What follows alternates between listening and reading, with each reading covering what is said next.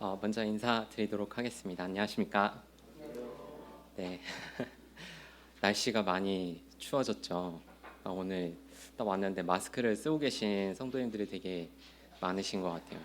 최근에 감기 걸리신 분들은 되게 독하게 감기를 걸리셨더라고요. 그래서 건강 잘 챙기시면 좋을 것 같습니다. 2025년 두 번째 주일입니다. 실감이 나시나요? 어떤 분들은 연말 연초 해가지고 뭐 다양한 행사들이나 이런 것들 때문에 정신없이 또 보내고 계시는 분들도 있을 거고, 또 어떤 분들은 또 여러 일정 가운데 이제 하루하루를 잘 세면서 이제 또 두 주가 됐으니까 올해는 어떤 목표를 이뤄봐야 되겠구나 뭐 이렇게 생각을 해볼 수도 있을 것 같아요. 그래서 쉬는 시간에 어떤 자매님이랑 잠깐 얘기를 하는데 이제 새해 목표가 머리를 자르는 거여서 네, 이렇게 했다고 합니다. 다들 새해 목표, 새해 계획은 잘 세우고 계셨는지 모르겠습니다. 네, 오늘 말씀에 앞서서 조금 저도 새해를 또 어떻게 살아가야 될까, 또 1월 둘째 주에 어떤 말씀을 또 함께 나누면 좋을까라고 생각을 했었는데, 오늘은 느헤미야를 통해서 무너진 성벽을 다시 세우는 내용에 대해서 함께 나누려고 합니다. 네, 말씀 주제는 느헤미야 다시 세우시는 하나님이라는 주제로 말씀을 나누려고 합니다. 느헤미야 말씀을 다들 잘 아실 것이라 생각합니다. 저보다 더 잘 아실 거라고 생각을 하는데, 느헤미야의 기록, 시대적인 배경을 보게 되면 마지막 때 구약의 마지막 때 시대를 쓰고 있습니다. 마지막 때 또 우리의 모습들, 또 구약 시대는 어땠었고 지금 현대를 사는 우리들의 모습은 또 어땠을지 뭐 이런 것들을 또 보게 되는데요. 시대에 따라서 하나님의 백성들을 또 짓누르는 사단의 공격들이 많이 있죠. 그래서 오늘은 느헤미야의 말씀을 통해서 그들에게 어떠한 뜻을 하나님의 뜻을 감당하게 하셨고 또 어떠한 위협이 있었고 그것을 어떻게 주님의 손길 가운데 이제 더 나아갈 수 있었는지 이것을 좀 나누려고 합니다. 그래서 오늘은 크게 두 가지 초점을 보려고 하는데요. 첫 번째는 느헤미야 개인의 삶에 대해서 보려고 합니다. 느헤미야는 어떤 사람이었고 느헤미야를 하나님이 어떻게 준비시켰는지에 대한 초점을 하나 보려고 하고, 또 하나는 이스라엘 백성들의 연합과 회복에 초점을 맞춰서 크게 두 가지 축으로 이야기를 해보려고 합니다. 그래서 아까 말씀드린 것처럼 이스라엘 백성들이 되게 하나님의 말씀에 계속해서 순종하지 못하고 계속 넘어지고 다시금 주님의 여러 차례 경고에도 불구하고 주님의 말씀을 떠나는 그런 행태를 보이고 있었습니다. 그럼으로 인해서 이제 나라가 멸망하고 결국에는 북이스라엘과 남유다가 망하는 그런 상황이 이루어졌죠. 그래서 경고를 누누이 하셨지만 그것을 무시하고 그냥 내 마음대로 살 거야, 주님의 주권을 인정하기보다는 내가 원하는 대로 살아가는 그런 삶을 살 때 주님이 이런 시련을 허락하시는 거죠. 그래서 예루살렘 성전이 파괴가 되고 70년의 기간 동안 포로 생활을 하게 됩니다.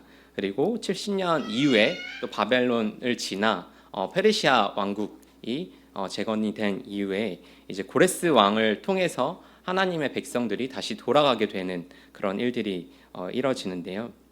그래서 총 3번의 귀환을 하게 되죠. 그래서 BC 538년에 1차 스룹바벨과 함께 5만 명의 사람들이 1차 귀환을 하게 됩니다. 그리고 BC 458년 2차, 또 80년 후인 2차 귀환을 에스라를 통해서 4,000명에서 5,000명 사람들이 이제 귀환을 하게 됩니다. 더불어서 에스라는 그 사람들의 마음의 회복까지 또 생각을 하게 되고요. BC 445년 느헤미야가 또 느헤미야와 함께 3차 귀환을 또 하게 되는 내용인데요. 오늘은 에스라서에서 스룹바벨과 에스라가 유대인의 영적인 지도자로서 어떻게 귀환을 했고, 또 일정 시간이 지난 이제 느헤미야는 하나님의 백성들을 어떻게 이제 인도했는지, 주님은 느헤미야를 어떻게 활용하셨는지 이런 이야기를 또 해보게 될 것입니다. 재건, 이제 회복, 주만에서 다시 세우는 이런 표현들이 참 은혜롭죠. 저는 이제 만찬 예식에 참여할 때면은 우리의 죄악 가운데 우리는 십자가에 죽으신 예수 그리스도의 피를 그 사건을 기억함에도 불구하고 다시 죄악에 빠지고 오늘 결심하고 오늘 저녁에 또 넘어지는 스스로를 보게 되는데 이런 저희를 주님은 여전히 긍휼하게 보시고 주님의 그 거룩하신 은혜로우신 손길을 거두시지 않고 여전히 재건하시고 회복하시고 한다는 이런 표현들이 참 은혜롭고 저에게는 깊게 다가오는 것 같습니다.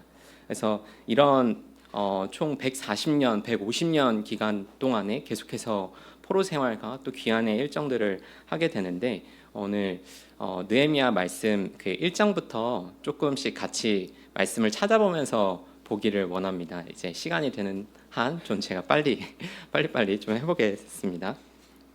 먼저 느헤미야 1장 말씀을 같이 보면 좋겠습니다. 느헤미야 특징, 느헤미야는 어떤 사람이었고 또 주님이 어떤 식으로 또 느헤미야를 준비시켰는지를 함께 보게 되는데요. 느헤미야 1장 2절부터 5절 말씀입니다. 제가 먼저 읽도록 하겠습니다. 내 형제들 가운데 하나인 하나니가 두어 사람과 함께 유다에서 내게 이르렀기로 내가 그 사로잡힘을 면하고 남아있는 유다와 예루살렘 사람들의 형편을 물은즉 그들이 내게 이르되 사로잡힘을 면하고 남아있는 자들이 그 지방 거기에서 큰 환난을 당하고 능욕을 받으며 예루살렘 성은 허물어지고 성문들은 불탔다 하는지라. 내가 이 말을 듣고 앉아서 울고 수일 동안 슬퍼하며 하늘의 하나님 앞에 금식하며 기도하며 이르되 하늘의 하나님 여호와여 크고 두려우신 하나님이여 주를 사랑하고 주의 계명을 지키는 자에게 언약을 지키시며 긍휼을 베푸시는 주여 간구하나이다. 1차와 2차 귀환을 통해서 거의 140년, 150년 가까운 시간 동안 이제 여러 세대가 변했습니다. 이스라엘 백성들이 이방 땅에 가서 이방 땅에서 태어난 사람들도 있고 그들의 문화 가운데 계속해서 살아났을 시간이죠. 140년, 150년이란 기간은 세대가 변할 만큼 아주 긴 시간이었습니다. 이때 느헤미야는 페르시아 아닥사스다 왕의 술 맡은 관원장의 직분을 가지고 있었습니다. 유대인 중에서도 왕의 신임을 얻어야만 왕이 그도 그럴 것이 왕이 먹는 술을 생각하면 얼마나 많은 위협과 또 어떤 모함이 있을 수 있잖아요. 근데 그런 상황에서 술 맡은 관원장이었던 느헤미야가 중요한 책임을 맡았고 중요한 책임과 함께 또 많은 특권 또 권한을 받았지 않았을까라고 짐작해 볼 수 있을 것 같습니다. 그러던 느헤미야가 이제 동생 하나니를 통해서 예루살렘에 대한 소식을 묻죠. 그랬더니 성전은 불탔고 이제 다 폐허가 됐고 이스라엘 백성들도 이제 환난 가운데 능욕을 받고 있다라는 소식을 들읍니다. 이랬을 때 이방 땅에 있는 나의 처지보다 예루살렘 땅에 있는 하나님의 백성들이 더 못한 환경에 있다는 것을 듣고 애통하는 마음을 갖죠. 그리고 울면서 통곡합니다. 그리고 이런 상황을 보게 되면 참 저에게도 많은 교훈이 되는데 느헤미야 술 맡은 관원장 참 중요한 직분 또 많은 특권을 누리던 사람이었습니다. 근데 하나님의 백성, 하나님의 나라가 불타고 고난받고 있다는 그 소식을 들었을 때 애통했습니다. 성도님들은 어떤 마음이 드시나요? 때로는 자기 삶에 취해서 내가 하는 일이 바쁘고 내 안위를 지키는 것만으로도 너무 벅찬데 저 사람들을 내가 어떻게 생각할 수 있겠어? 주님이 알아서 해주시겠지 라는 생각이 들 수도 있을 것 같습니다. 그런 하나님의 백성, 하나님의 나라가 고난을 당하고 있다는 것에 대해서 애통하며 이제는 통곡하고 그의 반응은 기도였습니다. 기도를 통해서 하나님의 인자하심을 또 도우심을 구하게 되는데 그때 이제 5절에 보면 좀 특이하게 느헤미야가 하나님을 어떻게 인식했는지, 느헤미야에게 하나님은 어떠한 존재였는지를 크게 세 가지로 볼 수가 있을 것 같은데요. 5절 말씀을 보시면 먼저는 하늘의 하나님 여호와 크고 두려우신 하나님이여 라고 합니다. 이스라엘 백성들이 150년 가량의 긴 포로 생활을 거치고 있었을 때 느헤미야는 하나님이 어떠한 분이신지, 크고 두려우신 분, 하나님의 손에서는 어떨 때는 하나님이 낮추시기도 하시고 어떨 때는 높이시기도 하시고 또 치시기도 하시고 회복시키기도 하시는 전지전능하신 주님에 대한 명확한 인식이 있었습니다. 더불어 그에게는 주를 사랑하고 주의 계명을 지키는 자에게는 언약을 지키시며 라고 하며 하나님의 두 번째 특징으로는 주님은 언약을 지키시는 분, 주님이 언약하신 것들은 한치의 오차도 없이 무조건 성취하시는 분이라는 것을 느헤미야는 이해하고 있었습니다. 그리고 그분에게 간구하며 또 더불어서 그분의 어떠한 속성을 가지고 간구하나요? 긍휼을 베푸시는 주여 간구하나이다라고 합니다. 하나님은 크고 두려우신 분이지만 하나님을 사랑하고 계명을 지키는 자에게는 언약을 무조건 성취하시는 분뿐만 아니라 이런 연약한 우리들도 하나님은 긍휼이 큰 분이시기 때문에 우리를 통해서 여전히 그 긍휼 가운데 우리를 인도하시는 분이라는 마음의 확신을 느헤미야는 가지고 있었습니다. 주님이 일을 시키시는 일꾼의 특징을 생각하게 될 때 나의 안위만 생각하는 것이 아니라 하나님의 나라, 하나님의 백성을 보고 긍휼히 여기는, 마음에 애통하는, 더욱더 마음에 그런 탄식이 있는 그런 사람을 주님이 바라보시고 그 사람의 특징이 하나님이 전지전능하신다는 것, 그리고 언약을 성취하신다는 것, 그리고 긍휼이 풍성하시다는 것, 이 세 가지를 가지고 계속해서 기도하게 되고 주님은 이런 느헤미야를 바라보셨습니다. 그 뒤에 계속해서 보게 되면 1장 6절과 7절인데요. 이제 종이 주의 종들인 이스라엘 자손을 위하여 주야로 기도하며 우리 이스라엘 자손이 주께 범죄한 죄들을 자복하오니 주는 귀를 기울이시며 눈을 여시사 종의 기도를 들으시옵소서. 나와 내 아버지의 집이 범죄하여 주를 향하여 크게 악을 행하여 주께서 주의 종 모세에게 명령하신 계명과 율례와 규례를 지키지 아니하였나이다 라고 합니다. 그 소식을 들은 이스라엘 백성들이 고난당하고 있다는 소식을 들은 느헤미야의 반응은 기도였습니다. 기도할 때 제일 첫 번째 했던 내용, 그것은 무엇이었나요? 회개였습니다. 본인의 회개뿐만 아니라 이스라엘 백성들, 하나님의 백성들에 대한 회개, 저의 죄를 자복하오니 라고 합니다. 하나님은 어떠한 사람을 주로 쓰시나요?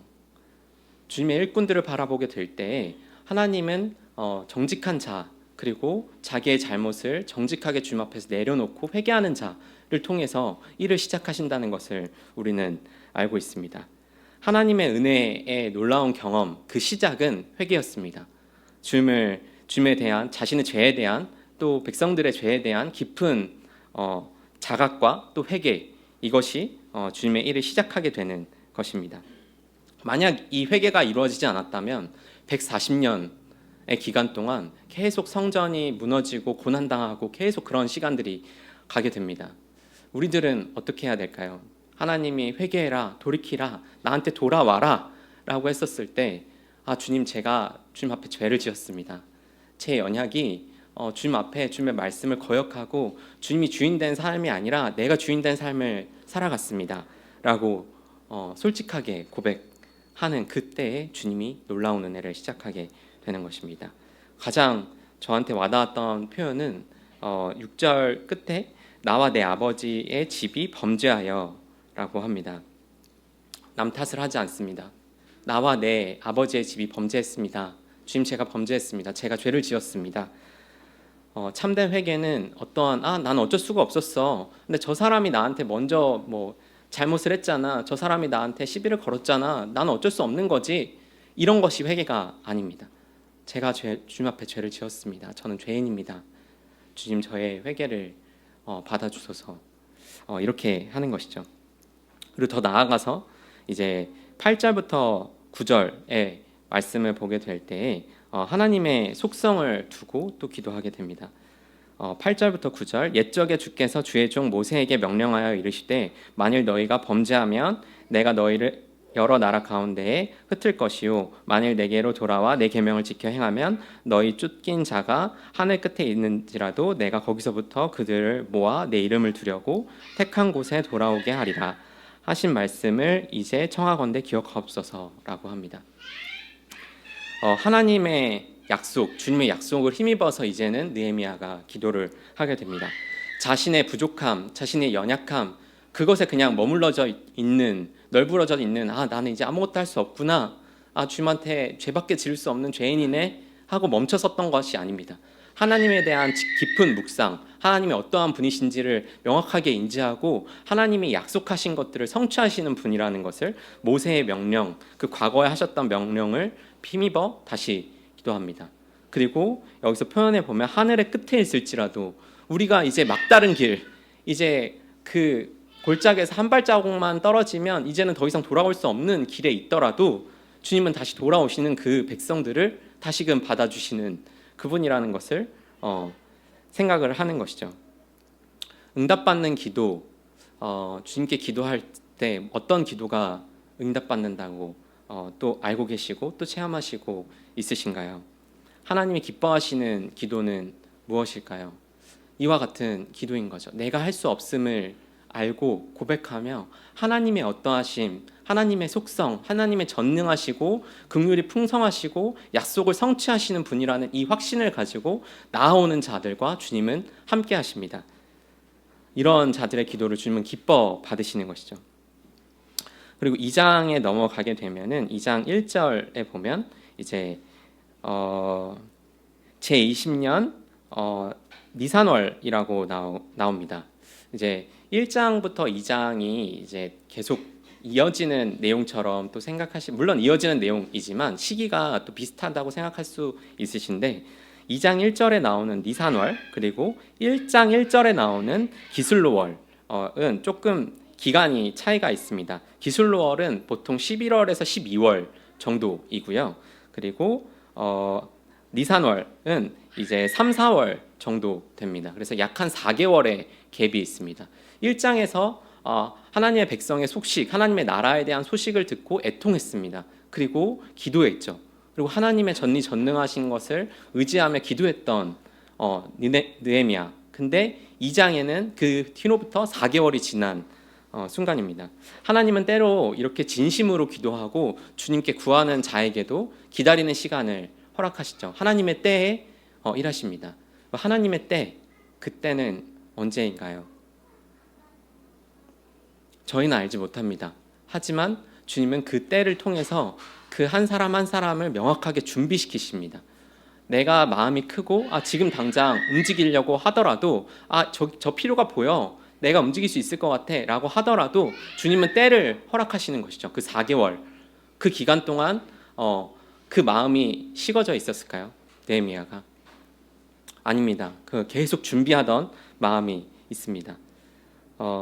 이런 균형, 그 뒤에 이제 또 말씀을 보게 될 텐데 일꾼들의 연약, 또 저의 연약인 거죠.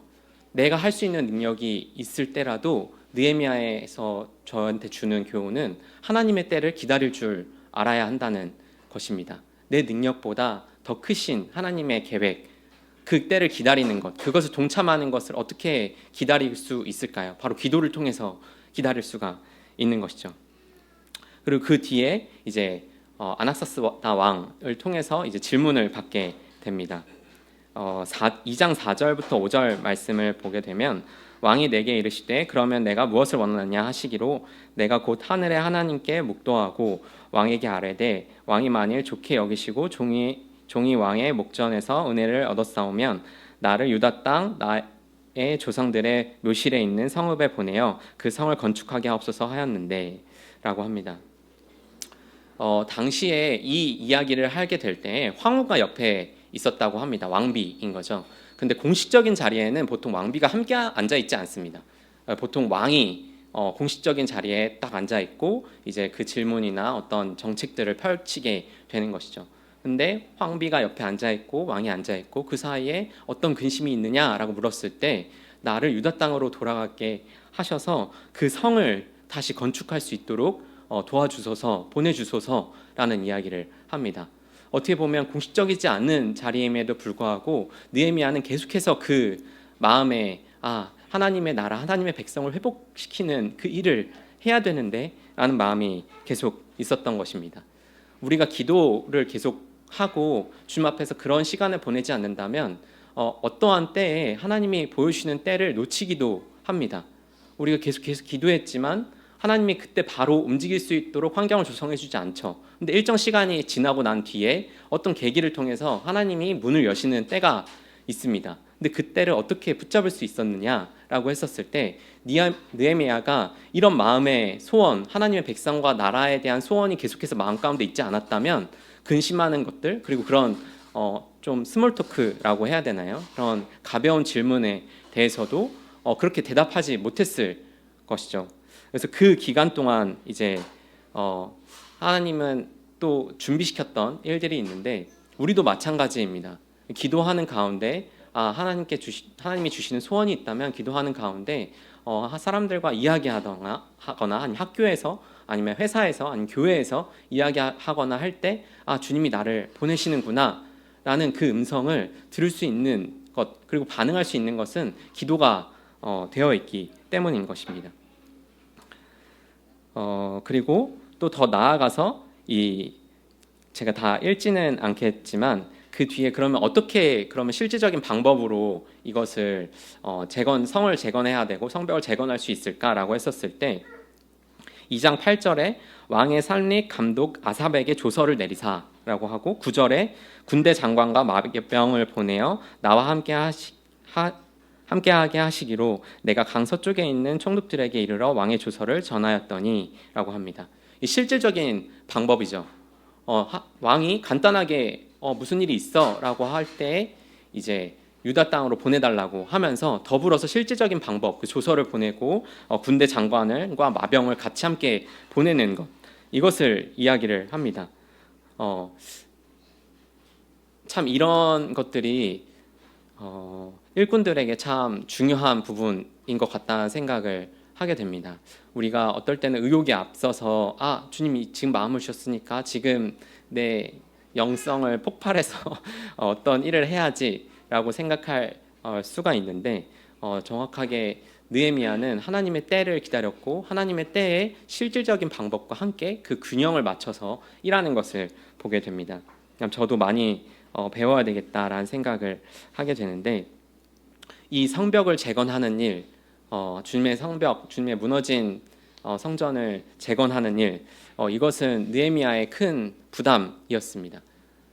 하지만 느헤미야는 자기 혼자 이것을 감당할 수 없다는 것을 알았습니다.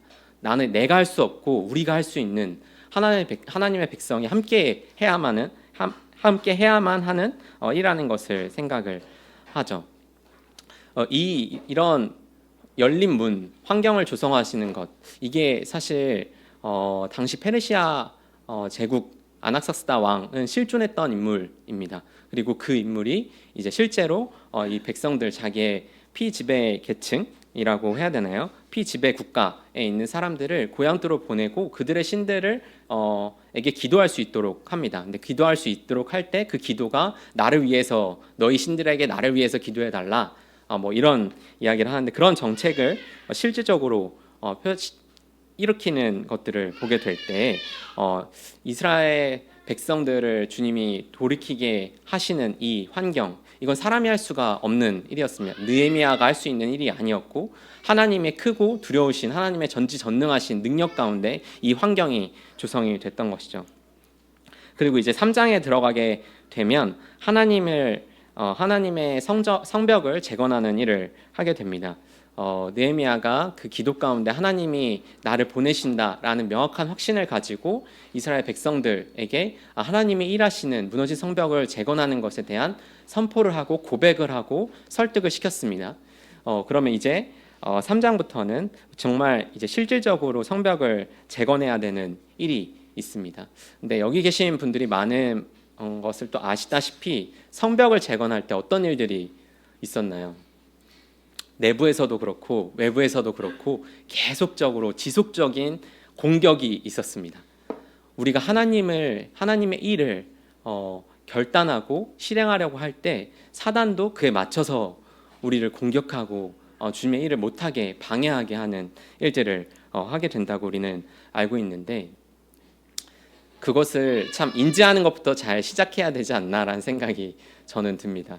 저도 오늘 말씀을 준비하면서도 주님이 계속 뭔가 집중을 하지 못하게 하는 그런 것들이 있어서 주님이 또 이렇게 주신 기회에 사단이 틈타는구나. 관계 가운데도 그렇고 회사나 학교에서도 그런 어떤 주님의 일을 하거나 좋은 마음이었을 때 그것이 흔들린다면 지금 사단이 나를 틈타고 있구나, 사단이 나를 공격하고 있구나 라는 인지를 가지고 계시면 참 좋을 것 같습니다. 대적들의 공격 전략은 참 다양했는데요. 때로 비난을 하거나 또 무시와 조롱을 하거나 아니면 물리적인 실질적인 위협을 가하거나 아니면 그 내부에서 갈등과 또 균열을 일으키거나 아니면은 음해를 해서 불안감과 두려움을 조성하거나 마지막으로는 그들을 회유해서 그 정도는 괜찮아, 그 정도는 안 해도 돼, 지금까지 열심히 했잖아, 이 정도는 뭐 쉬어도 되지, 이런 마음들을 계속 주게끔 하는 것이죠. 하나님의 일을 같이 함께 동참하려고 할 때 사단이 반드시 그 가운데 그것을 방해하려고 합니다. 그렇기 때문에 하나님은 무너진 성벽을 재건하게 될 때 연합하게끔 하고 하나 되게 하고 백성이 함께하게 이 일을 하게 되는데요. 3장에 보면은 제가 읽지는 않겠지만 많은 인물들이 등장을 하죠. 성벽을 쌓은 이름들이 많이 나오게 되는데 여러 지역에 속해 있는 주민들도 나오고 뭐 금장색 향품이나 향품 장사나 아니면은 또 여러 직업에 속해 있는 종속자들도 있고 여러 지방을 다스리던 관료들도 있었고요. 또 누군가의 아들들, 또 누군가의 딸들, 또 어떤 가족 규모로 같이 동참하기도 합니다. 그리고 또 가장 먼저 솔선수범하는 뭐 느헤미야와 아니면 영적인 지도자들, 뭐 레위인들, 아니면 제사장들, 이런 사람들도 다 같이 너나 할 거 없이 성벽을 재건하는 일에 함께 힘쓰는 것을 또 보게 됩니다.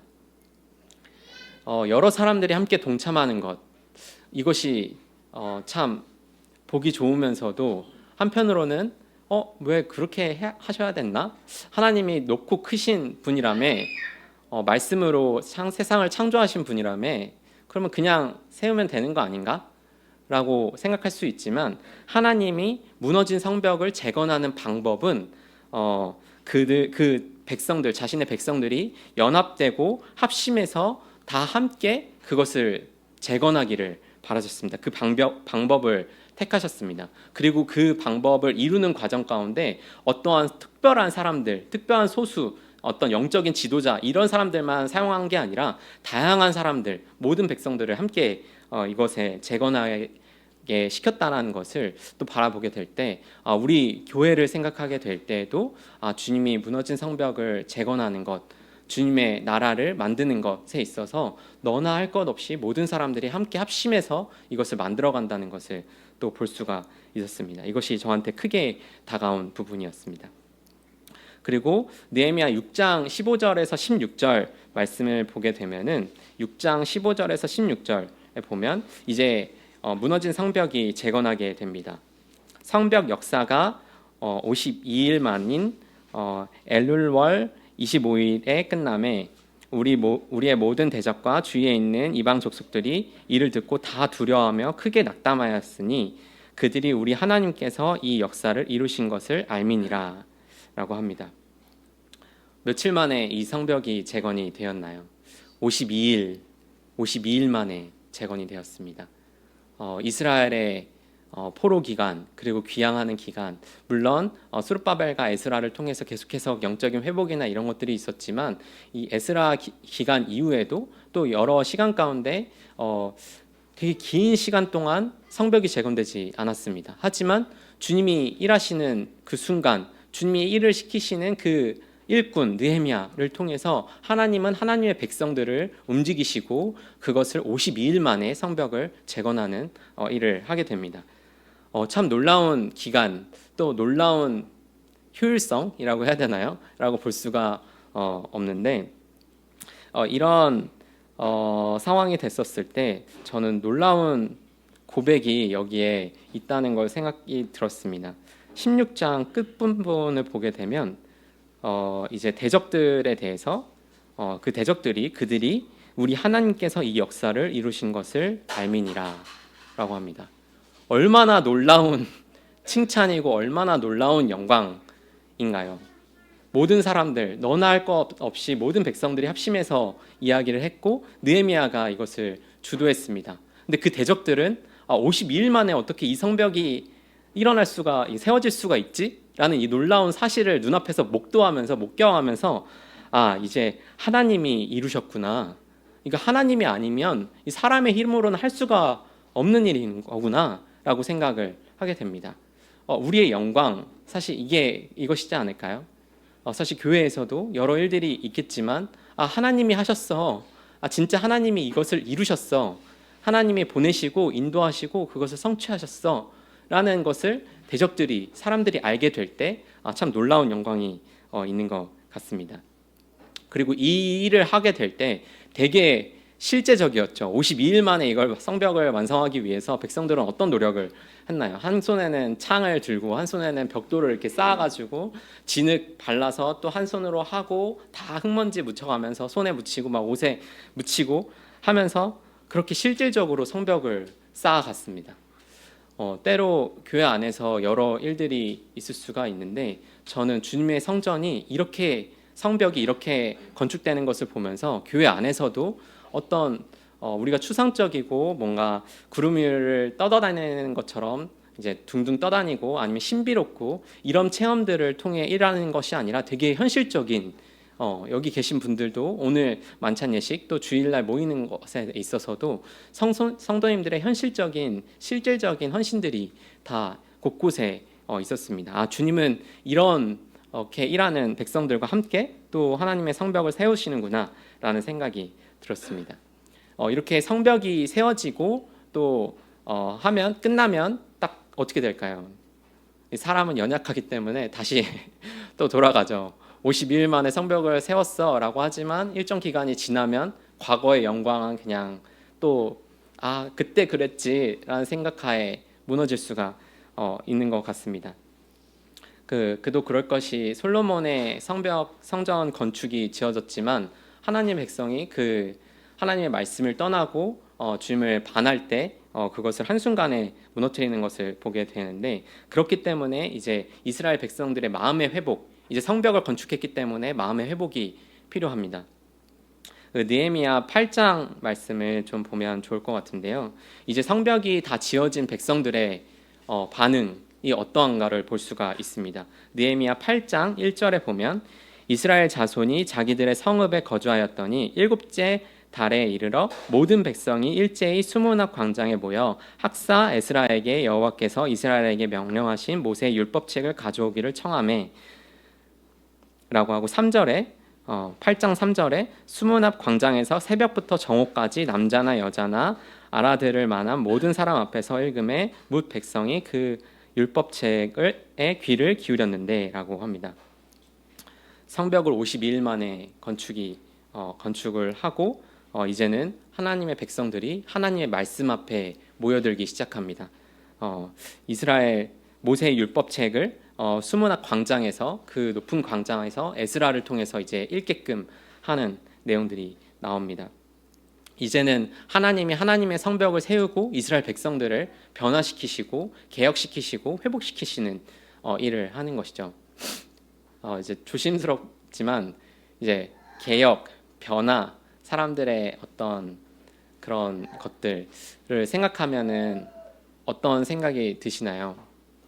이제 정세가 안 좋아지고 제가 뭐 그런 정치적인 얘기를 하려는 것이 아니라 세상에서 말하는 그 개혁과 성경에서 말하는 개혁, 그 변화가 조금 다른 차이가 있습니다. 하나님이 원하시는 성경에서 말하는 개혁, 그 변화는 우리 내면의 변화입니다. 이제는 어떤 정치적인 부분들이 아니라 우리 마음 가운데 하나님과 다시금 그 관계를 회복하게 되는 것을 이야기를 하고 있는데 주님은 이 개혁을 이루기 위해 이제 거룩한 백성들을 모이게 하셨고 또 구별하게 하셨습니다. 그리고 그 백성들은 에스라의 그 모세의 율법책, 모세의 오경이라고 하는 그 율법책을 가지고 이제 다시 주님 앞에 나오게 되는데요. 아까 이제 이야기한 것처럼 아주 긴 시간을 이방 땅에서 이방 사람들과 그들의 문화와 그들의 정치와 그들의 사회 가운데 머물러져 있었습니다.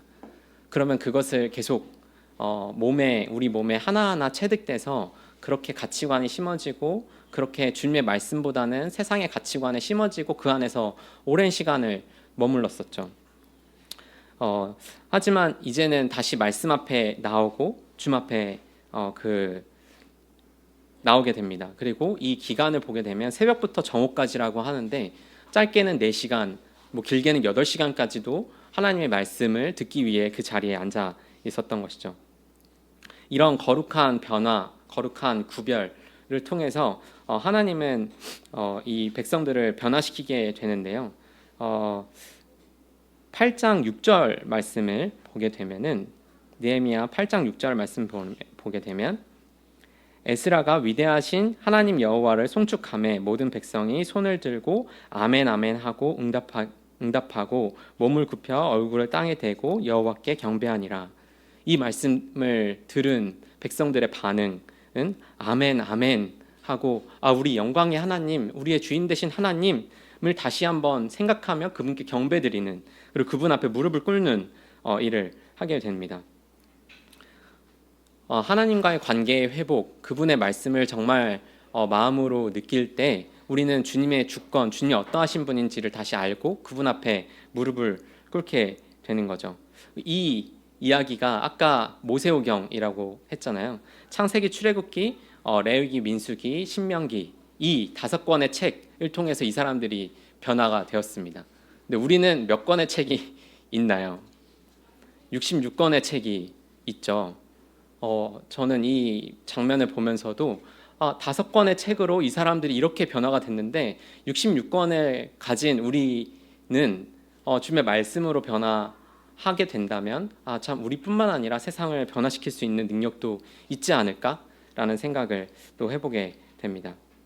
그리고 또 나아가서 8장 8절부터 9절 말씀을 보게 되면 하나님의 율법책을 낭독하고 그 뜻을 해석하여 백성에게 그 낭독한 것을 다 깨닫게 하니 백성이 율법의 말씀을 듣고 다 오는지라. 총독 느헤미야가 제사장 겸 학사 에스라와 함께 백성을 가르치는 레위 사람들이 모든 백성에게 이르기를 오늘은 너희 하나님 여호와의 성일이니 슬퍼하지 말며 울지 말라 하고 라고 합니다. 에스라가 하나님의 말씀을 막 풀어주기 시작합니다. 하나님의 뜻과 하나님의 목적을 이게 하나하나 이거는 이 말씀은 이런 말씀이었어 라고 하는 것을 하나하나 군데군데 우리 몸에 우리 마음에 심어주게 될 때 이들의 반응은 어떠했나요? 통곡하며 울기 시작합니다. 그 말씀을 듣고